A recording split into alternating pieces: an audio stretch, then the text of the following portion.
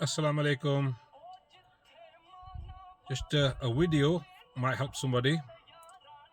So basically, you come into your car, you try starting your car up, and you get this message.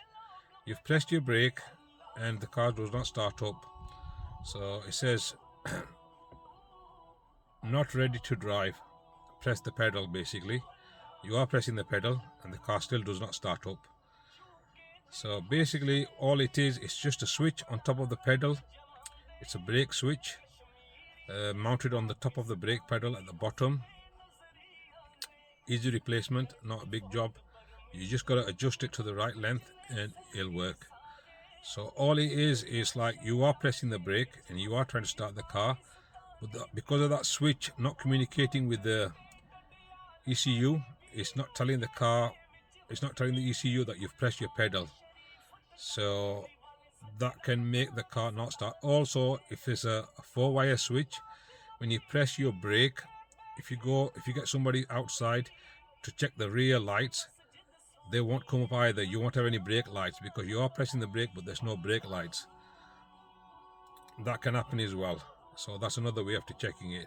If you're at a garage and you've got a scanner, you can do a live data like on here. So when I press my brake, it says stop light relays on and stop light switch is on as well. So as soon as I come off it, so basically it stops working. So on, off. You can do it with a scanner as well. But most of the time when that happens, the car's already telling you what's wrong with the car. It's saying that you haven't pressed the pedal. You have pressed the pedal, but that switch is not allowing the computer to turn the car up because the computer doesn't know that you've pressed the brake pedal. The switch is at fault and it's not working properly.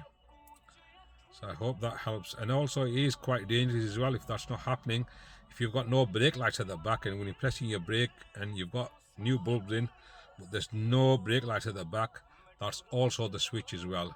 So on the switch, you've got a 2-wire switch and a 4-wire switch.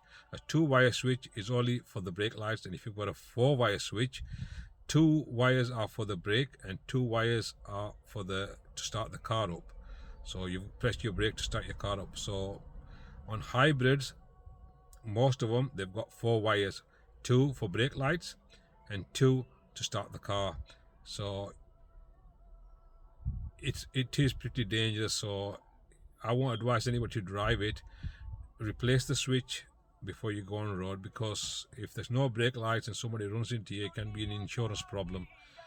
So make life a bit easier and safer. If that ever happens, don't ignore it, just replace it. Well, you can't really drive it, the car won't start up. If it did start up, if you've got no brake lights, it's going to be very unsafe.